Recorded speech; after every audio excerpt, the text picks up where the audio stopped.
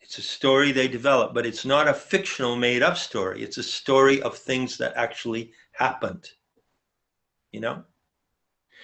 If you go back, for instance, and you read the Greek writer Plutarch, very famous and very prolific Greek intellectual, but he was also deeply connected with the mysteries. I believe he was the guardian of a mystery sanctuary at Delphi, Plutarch. You find that Plutarch was complaining about people in his time who were talking about the Egyptian mysteries. You know, in fact, Plutarch is the main source of the mystery of the narrative of Isis and Osiris from the Egyptian mysteries. Mm. The reason for that being that the Egyptians were very tight and they never really told their narratives to anyone outside their land, and they never really wrote it down. So we have to rely on the paraphrase of Plutarch to have the myth, Egyptian myth of Isis and Osiris. You follow me? Yes. But Plutarch made this very revealing comment. He said that even in his time, people who were discussing this myth talked about it like it was a fantasy or a metaphor. Mm. And he said, no. He said, you do not understand what sacred myth is unless you know that it is a true account of things that actually happened. So the Sophianic vision story of the mysteries is a true account of how the earth came to be and how the human species was created. So it says that the human species originated at the core of this galaxy, and it was designed in the core by two aeons or divinities, one female and one male. They're called Thelete and Sophia. Sophia means wisdom, and Thelete means the intended, the intentional. Yeah, the intentional. And wisdom designed you. You are their brainchild. And they designed you to operate on a genius level. They superdosed you with 7 different remarkable capacities. And then they sent that genomic plasm out into the arms of the galactic system so that it could seed itself in planetary systems, and these experiments could develop. And then they watched it. We don't control the outcome. As I've often said, they want to see how an experiment develops on its own terms. The gods, the aeons, they're not omniscient. They do not have a scripted ending for what's happening right now. Mm. We decide the ending in collaboration with those who set us in this experiment. So it's a beautiful myth, but the point that illustrates the Telestic method is this. According to this myth, the planet that you're on right now, the planet that we are all on, whatever its shape may be, okay, was never created. The earth was never created. It's not a creation. If you think of a creation as like, here's the potter, right? Here's the potter's wheel. I take clay and I create a pot. The pot is a created thing, right? Mm-hmm. The earth is not a created thing. It is an emanation of the power of the wisdom goddess. Now, that is one of the fundamental truths of Gaian Tantra today, which you cannot take on faith, and I don't want anybody to take it on faith, which you have to verify it over and over again. And because this is such an important point, can I give you an example of how you would verify it? Please, yes, absolutely. If you used the assistance of a genial species, such as Psilocybe cubensis, which is the Gnostics used and the Eleusinian mysteries used, the Kikian, they use psychoactive plants. Mm-hmm. Psilocybe cubensis, psilocybin is the active ingredient contained in mushrooms, magic mushrooms, just to clarify that. Right. There are various psilocybe types, cubensis, mexicana. They're all genial allies. They take you into an altered state in which you can go directly to the source of life. That is, you can meet directly and encounter the superhuman, awesome power of the living earth. She is your mother. She designed you. She can read your mind. Believe me, I'm proving that to people right now, just for the fun of it.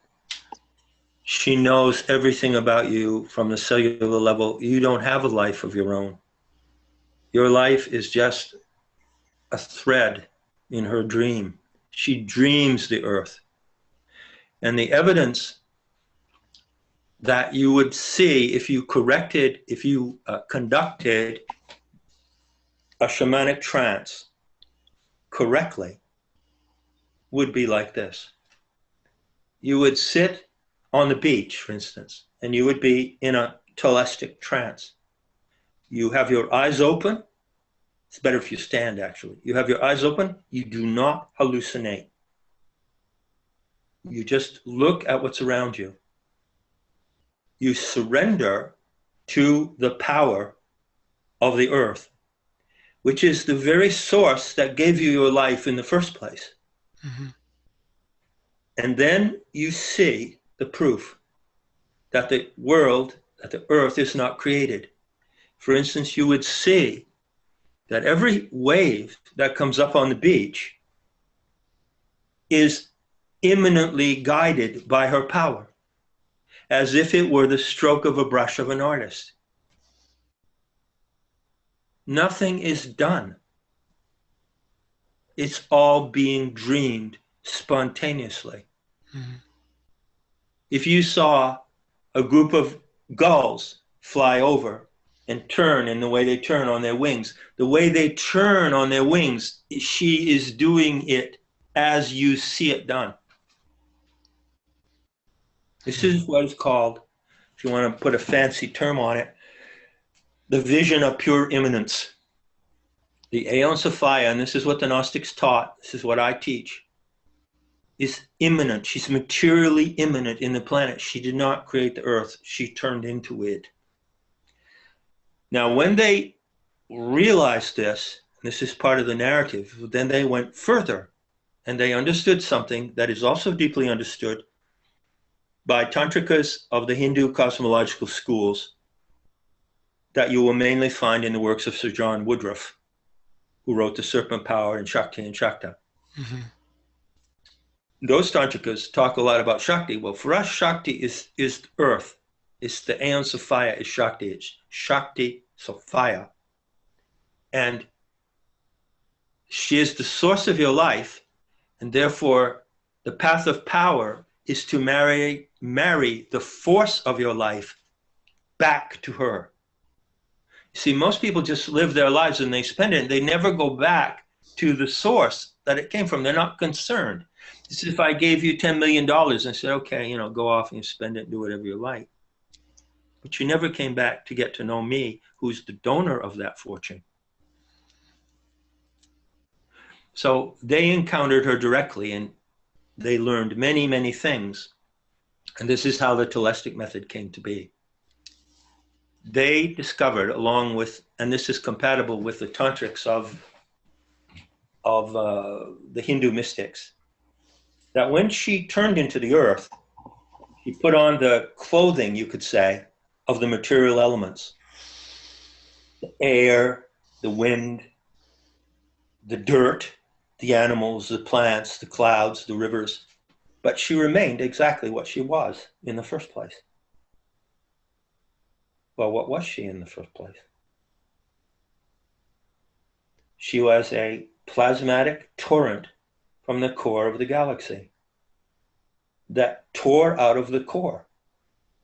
It ripped out of the core in a surge. This is called the anomaly of the Aeon Sophia. And yet, when she turned in the material elements of the earth and she became a planet, she remained what she actually was, as a galactic entity, as a plasmic entity, if you will. And when the Gnostics discovered that, they realized, well, let me put it this way, this is better. How did the Gnostics know that? Well, they knew that because their practice of shamanic trance was so rigorous and disciplined and steady that they did not go off into hallucinations and speculation and all kinds of demons and angels and all this.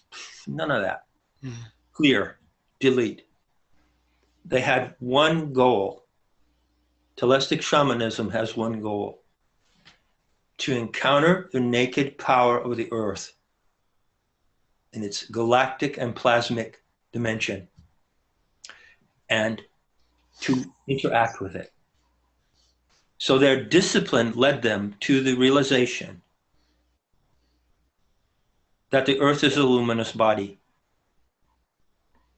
that emanates a pearly white, porous luminosity of the most miraculous properties, which is interactive with human witnesses. Now, that's the secret of the mysteries. I just said it in a sentence. As I point out in Not in His Image, those who were initiated into the mystery cells, they call themselves Telestic, meaning we who are aimed. Why did they call themselves that? Well, for two reasons. One, because they had the master narrative to aim them. Now, I assure you, if you don't have a narrative that frames what you do, then you're not going to get anywhere.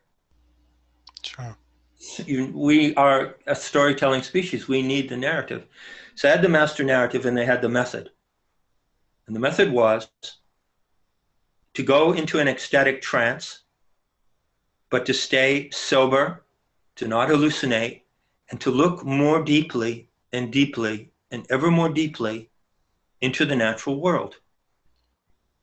What you see in the natural world is nothing but an eruption of the supernatural world.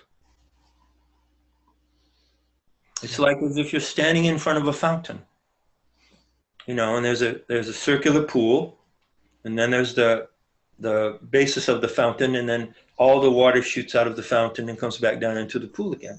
You're standing there and you're watching this beautiful water, these beautiful forms, flowing forms erupting from the fountain. That's the natural world. The supernatural is the fountain head. It's what is beneath that fountain. It is the spring that feeds that fountain. And when you go there directly, then you encounter power. To me, shamanism is nothing but transactions of power with the earth. And even Carlos Castaneda said that. He did. If you go to Gaiaspora.org, to the nav briefings, there's one called The Boost of the Earth.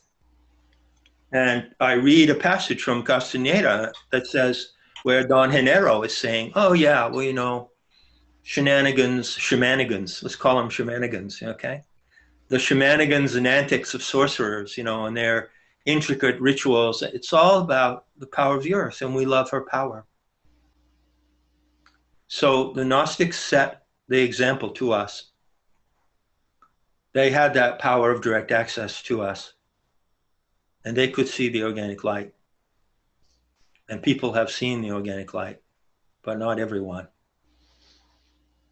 And this is what you believe to be the Holy Grail as well. The organic light is the Grail. There's nothing to argue about. There's anything else is a frivolous interpretation. To encounter the organic light is to attain the Holy Grail. It's as simple as that. In fact, the story of Parzival, which is important because it combines the Gnostic, the shaman, and the warrior, because Parzival was a warrior of the table of King Arthur, right? Exactly. Also a lover, so combines those elements. The story of Parzival is extremely important because the company of the Grail and the whole story of those mysterious people living on a secluded mountain in the midst of the wasteland, who had the Grail, is the story of the diaspora of the mysteries. So when the mysteries were shut down in the Middle East, and particularly these Levantine mysteries, where the method and the narrative were preserved, were pounded into exile when all their libraries were destroyed and burned, when the Gnostics themselves, like Hypatia, were murdered. Yes. They went into exile. And if you picture Palestine and Jerusalem, that evil place, which is the dwelling place of many archons, as the Gnostic texts warn us, and you picture, if you wanted to get as far away from that as you could, you would go to Wales and the British Isles and Ireland. So that's where they went. And what happened in Wales was that some people surviving from the mystery schools went there in exile. And I call that the diaspora of the mysteries. And they realized a very hard lesson. Because they were the educational elite of the ancient world, the Gnostics, the teachers, they were like the deans and professors of a university. If you went to a major university anywhere in the world, say back in the middle of the 20th century, in the 1950s, you would find the university system, you would find all the teachers, all the structure, like at the University of Alexandria. Eleusis was also a university. And you would find very light security because they didn't need it. Now you're going to probably find the presence of security at universities because of the insanity that we've fallen into, right? Mm-hmm. Well, they had no security because they were benevolent educators of the classical world, and they had no reason to think that anyone would kill them. Yeah. They did not have a warrior class to protect them. This is not the case today. Yeah. It has to be different today. The mysteries are now out in public. What I just told you about the organic light is out in public. They could never say that openly. They would never describe the properties of the light in the way that I've done. And I've given dozens and dozens of details of interaction with the organic light. Its texture, how it causes you to have a light, cold perspiration, how it gives you a drop of clear mucus in the right nostril. Very, very specific, and they're the same for everyone. Everyone who encounters the light, the organic light, has the same experience. Well, they protected that mystery. They were attacked and they had to flee. And then the warrior tradition in Europe was founded to protect the diaspora of the mysteries. Mm-hmm. Great, great and wonderful story. But to bring it down to the takeaway, and I'd like to go into a little more dialogue with you now, because I think I've established pretty much. There's one more point I want to make. Sure. The takeaway is that the Earth is a living being. I mean, all animistic cultures know that. But how far do you think you can go with that proposition? How far can you go? Now, there are people who think that psychonautics is about jabbering with DMT trolls and taking synthetic DMT, which is nothing but, I would say, intellectual crack. Okay?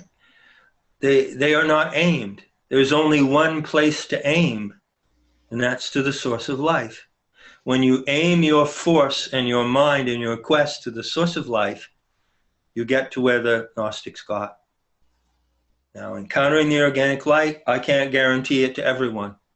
There's a passage in Parzival by Wolfram von Eschenbach where he says, the grail selects its own. And that happens to be the truth. But I can attest that I have witnessed the organic light in the presence of other people. Others have seen it spontaneously. The Telestic method consists of going to the organic light in an ecstatic trance deliberately, and here's the key part, with a question.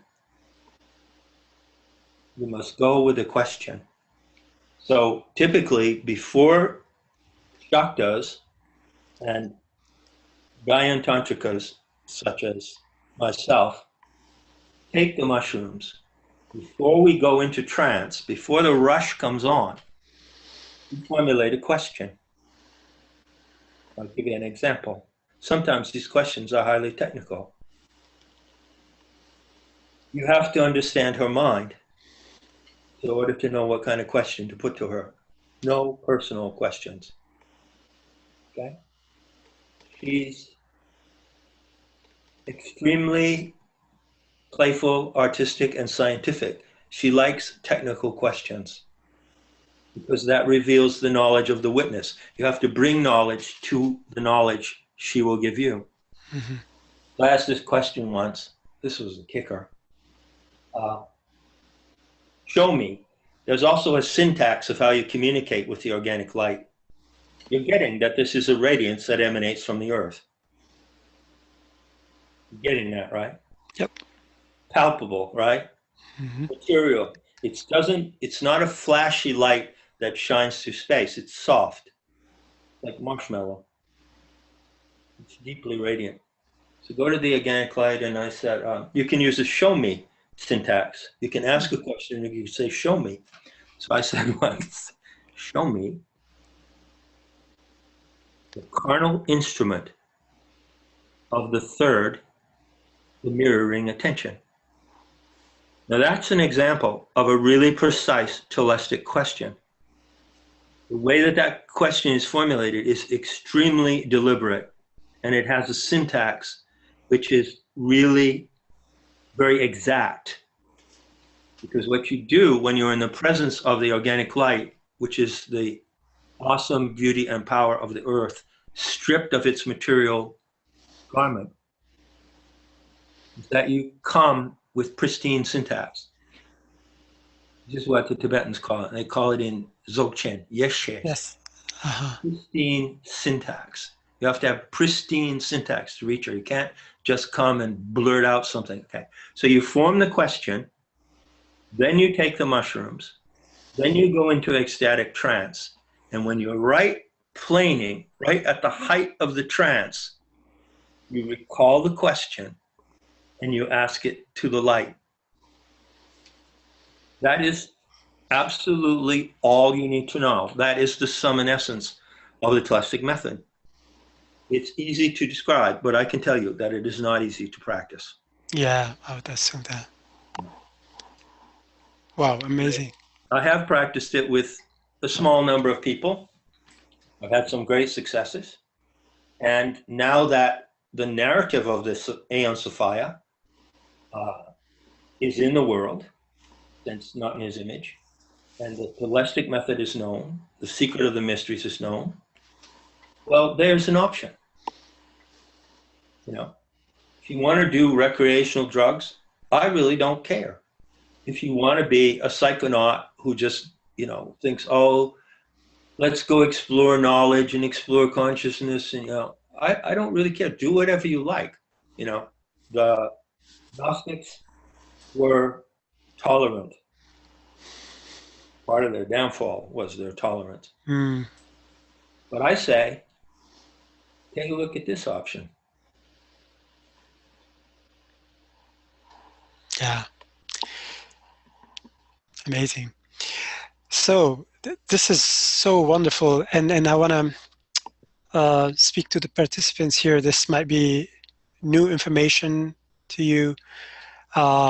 This is coming from the Gnostic material from the Nag Hammadi library, which was discovered in southern Egypt in a region called Nag Hammadi in 1947, I believe December.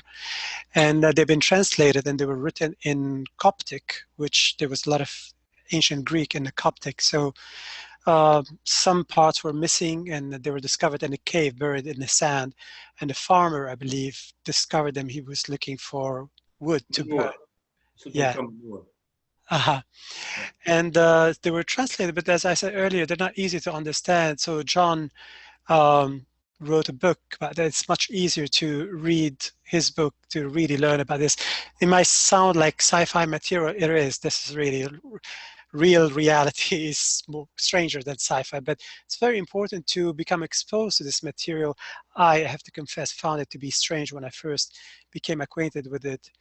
years ago, and through frequent exposures and deepening my knowledge into it, and knowledge also Gnostic knowledge and teaching, it's very, very important for us to understand, especially in the world we live right now, where people are killing each other over whose God is more merciful, and we're being disconnected in a systematic way from Earth. And this change from matriarchal society to patriarchal society is part of this systematic disconnection from the mysteries schools, from Gnosticism, from nature, from our emotions, from our connection to our mother. But there is this very strong comeback and exploration and interest in Earth preservation. Unfortunately, it's coming at the last minute of the hour. But I believe we're living through very, very exciting time and very important time. It's very important to gain knowledge. There's nothing more empowering than knowledge. John, I'd like to ask you about the various names that Aeon Sophia was given. Most people are familiar with the term Pachamama, Gaia, Divine Feminine. Also, if I may say, Prajna Paramita in Tibetan Buddhism, would that be the same thing? Yes. Yes. So, as we see, we have many different names to Aeon Sophia, and these are names that are accepted and people use them, but they don't realize that this is Aeon Sophia, that the ancient Greeks and Gnostics told us her story. Well, what the Gnostics had, what the Telestic had, let's not call them Gnostics because yes, that was the insult. Know-it-all, smartasses. They were hated for what they knew. Let's say that what they had was a cohesion and a recognition that is not present in these many names of the goddess. So it's fine to say, I love Gaia and I recognize she's the mother of the human species, and I've proposed the term Gaia Sophia, Panchamama, the serpent power, the great serpent woman who reveals herself through ayahuasca, taken properly in its own environment. By the way, I can't speak for ayahuasca, but I have a very strong hunch that she doesn't like to be taken out of her environment and be brought to foreign countries. Okay? I don't think that's something that she likes. But she is simply an aspect. What the Gnostic shamanism gives you is two things. First, the recognition that Gaia was an entelechy before she became the earth. It tells the story of her origin. So the word Sophia is unique among the names of the goddess for that reason, because it is central to the narrative of her origin. So before she turned into the earth, she was the Aeon Sophia in the galactic core. So it takes our source, which is the planet, back to her own source. No other story does that in that way. And the second thing that it does, again, remember, it's the narrative and the method. That's what you're getting in planetary Tantra, which is the upscaling of the Gnostic message. The method says, hey, you've got your life, you've got your source, your ration of the life force. What are you going to do? Just go spend it on your life? One of the first things that I teach people, if I might put it in that presumptuous term, and this is something that thrills people, I say, you don't have a life of your own. You don't have a life of your own. You can't make that claim. So if you go on and live your life, it is just your own life, and you don't have the transpersonal connection to the source of life, well, that's fine. She let you do that. But if you want to go back to the source of life and to join your power with hers, that's the option. By the way, I want to warn people that Nag Hammadi stuff was discovered in the first week of December 1945. 45. Which was the week I was born. By chance. But it was only, significance was only realized in July of 1947 by Jean Jaurès, who was a French archaeologist visiting Cairo. Okay? It's a horrible mess. And you cannot take the Nag Hammadi library in English, which is the standard, and make any sense of it at all. Mm. And quite a bit of what I say won't be found in there. But almost all of what I say is based on what is found in there. Mm-hmm. I have been incredibly loyal, and you know, Yes. friends and students who follow my work closely will tell you this, you know, probably more convincing coming from them. But I have been ferociously loyal to the sources. Mm. And at the same time, I have elaborated and extrapolated them. So what I call planetary Tantra is the Shakta way, the way of loving and handling power. When I say I love power, what do I mean? It's like, imagine, you know, there's a piece of music that I really love. It's Scheherazade, written by Rimsky-Korsakov, you know, who was the teacher of Stravinsky. I love Stravinsky too.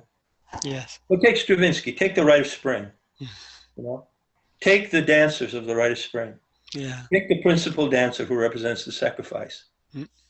Imagine if you were that woman. Imagine the power that you have as that dancer, the power of Stravinsky's music, of this orchestral ocean around you, and you are dancing a Rite of Spring. That's what I mean about loving power. It's loving to handle it like an artist handles an instrument or a dancer handles a dance. Loving to share it, loving to demonstrate it, and loving to use it in appropriate ways. But it's not an ego trip, and it's not power over others. Mm-hmm. It's power with others, but not power over others. So I really want to make that distinction because, you know, power kind of has a negative connotation for some people. Yes. Yes, absolutely. Very important thing. Now, also, I appreciate that you don't call these Gnostic codices gospels, as some other scholars call them. There was a gospel of Thomas among them. We know this, but gospel, as you believe, is a Christian word. They're not Christian texts, right? Yeah, they're not Christian texts. Yes. There are Christian elements in them. They're a hodgepodge. It's like a Lego pile of Lego things with different. You can put it together in any way you like. You want to make a Christian Gnosticism? Go ahead and make Christian. Platonic Gnosticism? Go ahead. I make Sethian Gnosticism, which I believe is the extract of the pure essence of the non-Christian and pre-Christian message in those teachings. But they're a mess. I mean, I really advise everyone to go and read my commentaries and read all the Gnostic material on medhistory.org, because it really show you what is the message of Gnosticism and its practice today, which you cannot get from going to those source materials. Yes, absolutely. I totally agree with this. Confirm also. John's website is enormous, metahistory.org, and he also has a section, a guide, to guide you through it, because there's so much writing. It's unbelievable. I mean, literally, what do you have there? Almost like 10 books of material on the website? 25 books. Pardon? 25 books. 25 books. Holy Lord. Yes. Yeah. You know, one of the things that the church fathers hated the Gnostics for was because they were prolific. They said, oh, they're writing so many books and they're explaining the cosmos and they're pretending that they know it all. And of course, we hate them for all that, because especially they're pretending that they know what the real nature and source of evil is, which is another subject. And that's why they, you know, despise the Gnostics, because they were prolific writers and teachers. Can't have any of that. Teachers bringing knowledge to people because they knew the value of knowledge and how much knowledge being power. And that's probably what made them be going extinct, persecuted, and just... Well, they were dangerous. Yes. You know, it's the greatest heresy in the world. If you want to be part of the greatest heresy in the world, you find that sexy and attractive. Yeah. It's the most dangerous heresy in the world, and it's getting more dangerous as I speak. Because now there's the Calico War Party. Yes. The Calico War Party is the warrior class that now belongs innately to the Gnosis of today. They didn't have a warrior class, and that's one of the reasons why they got wiped out. Mm-hmm. Yeah. So much knowledge. Thank you, John. This is really amazing. I want to open now the section for questions, unless you'd like to add something. Of course, we can talk about this for the next 10 hours, but I want to give